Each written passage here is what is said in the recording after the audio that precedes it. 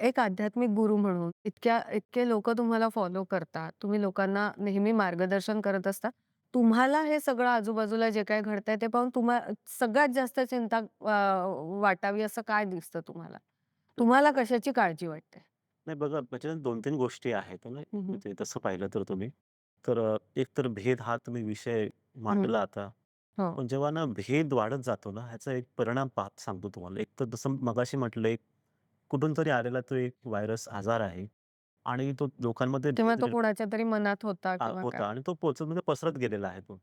पण भेद जेव्हा निर्माण होत राहतो, त्याच्यामुळे होतं काय, की व्यक्ती जे आहेत विखुरलेल्या अवस्थेत म्हणजे सगळ्या ठिकाणी एक फ्रॅक्चर्ड स्टेट ऑफ माइंड आहे, की मी तिकडे, मी तिकडे, मी तिकडे.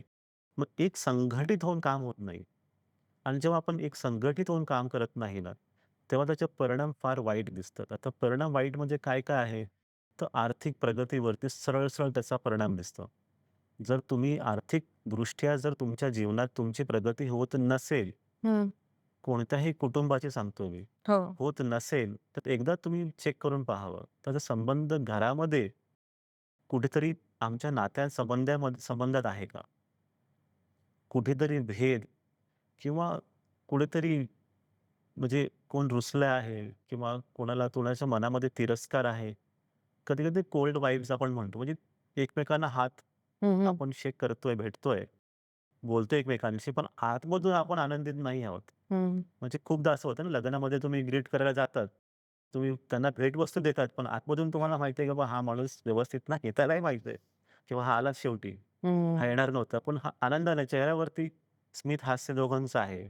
पण आतमधून हं. एकमेकांसाठी चांगल्या भावना नाहीयेत. हं. मग हे कोल्ड वाइब्स पण एकदा चांगलं नसतं. जे तुम्हाला वाटतं लोकांनी व्यवस्थित ओपनली बोलावं आणि सॉल्व्ह कराव्या त्या गोष्टी. हं. पण ह्याचा परिणाम काय होतो, की आर्थिक व्यवस्थेवरती पडतो मग. अच्छा. जर मध्ये जर हा अशी प्रॉब्लेम आहे, तर त्याचा परिणाम जगात देशामध्येही दिसतो. मग म्हणजे देशाच्या देशाचं आर्थिक आर्थिक हां. स्थैर्य हो, किंवा हो. पण आर्थिक जे गणित आहे देशाचं तेही हललं जाईल. मग त्याचं ते हललं तर मग प्रत्येकावरती त्याचा परिणाम दिसेल. दुसरी गोष्ट असं, की जसं तुम्ही कोव्हिड पाहिलं. हं. तर कोव्हिडचा काळ जो आहे 3 वर्षांचा काळ होता. हं. तो निसर्गाने दाखवलेला तुम्हाला एक आरसा होता, की बाबांनो व्यवस्थित राहा. असंही होऊ हां, शकतं. असं होऊ शकतं. जर तुम्ही व्यवस्थित नाही राहिलात, की मग निसर्ग असं करेल. मग येणाऱ्या काळात मग निसर्गही त्याचं एक रिएक्शन देण्याची म्हणजे घटना शक्यता आहे. होऊ हं. शकते. आहे ना? जर तुम्ही जर व्यवस्थित स्वतःला सांभाळलं नाहीत तर. कारण की खूप काही गोष्टी अजूनही होत आहे. असं दिसून येतंय की लोकं शिकलेले नाहीयेत. कोव्हिडच्या नंतर सुद्धा. पुन्हा तेच करत आहेत. हं. काही ठिकाणी चांगल्या गोष्टी झालेल्या आहेत. लोकांनी मूव्हमेंट चालू केले, की इथं निसर्गाची काळजी घ्या, ह्या गोष्टी नका करू किंवा त्या गोष्टी नका करू. प्लास्टिक फ्री किंवा हो, लेस कार्बन एमिशन हो. अशा गोष्टी लोकांनी सुरू केलेल्या आहेत सुद्धा. त्याचा परिणाम जास्त दिसत नाहीये. हं.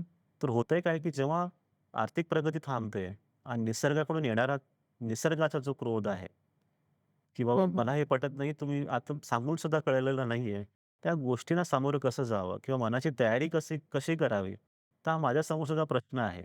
आपण काय अजून किती करता येईल? हं. प्रयत्न आपण पूर्ण करत आहोत.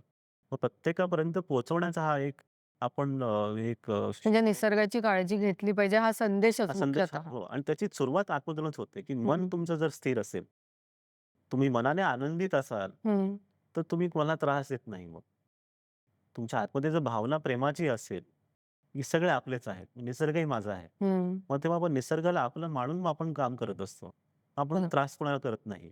मग आर्थिक कुठेतरी गणित आणि निसर्गाचा क्रोध या गोष्टी कुठेतरी येणाऱ्या काळात आपल्याला पाहायला मिळू शकतात.